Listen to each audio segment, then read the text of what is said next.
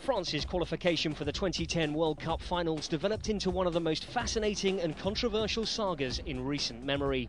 All the world knows about the hand of Henry.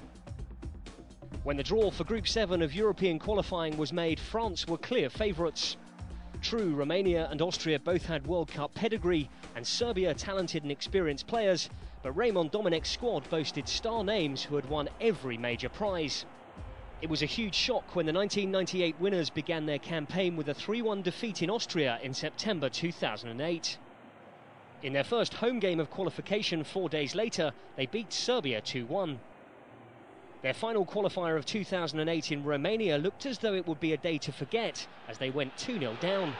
However, France staged a comeback to claim a point. Franck Ribéry made it 2-1 just before half-time.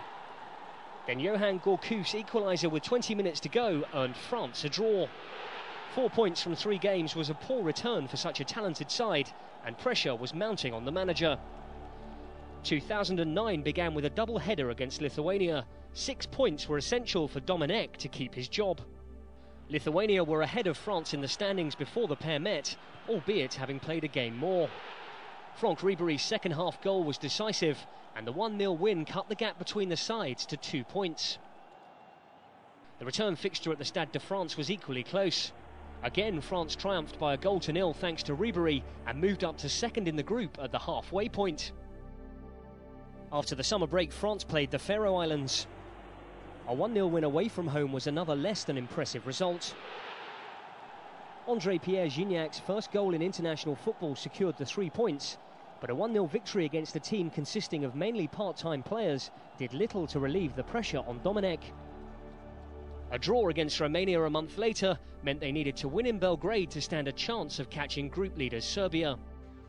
Domenech was given the vote of confidence by the French Football Federation, but he had long since lost the support of the public, and if rumours were to be believed, many of his squad. The crunch game away to Serbia came 4 days after the draw against Romania. Whilst France failed to get the win, under the circumstances, a point was a notable achievement.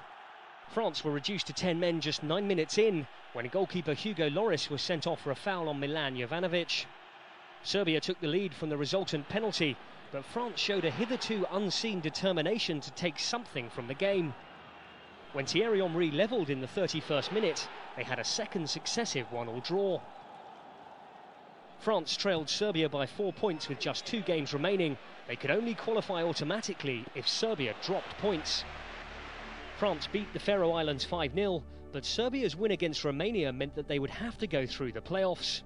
Failing to win Group 7 was a huge disappointment, and after beating Austria 3-1 in the final qualifier, Domenech had to rally his side ahead of a playoff with the Republic of Ireland. It seemed that Domenech had achieved this after his team claimed a 1-0 win in the first leg at Croke Park in Ireland. Nicolas Anelka scored after 72 minutes. His shot deflected off Sean St Ledger to give France a valuable away goal and the advantage ahead of the decisive second leg in Paris 4 days later. The Republic of Ireland captain Robbie Keane evened the aggregate score. With the scores level after 180 minutes, extra time was needed.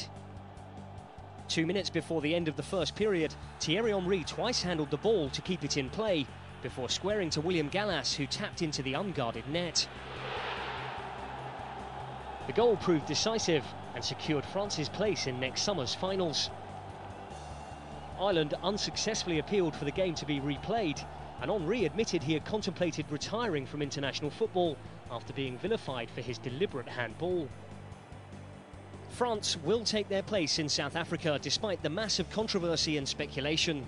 Whether they can repeat the triumph of '98, reach the final as in 2006, or go out in the group stages without scoring a goal like they did in the 2002 tournament remains to be seen. Either way, France's games are likely to be compulsive viewing at South Africa 2010.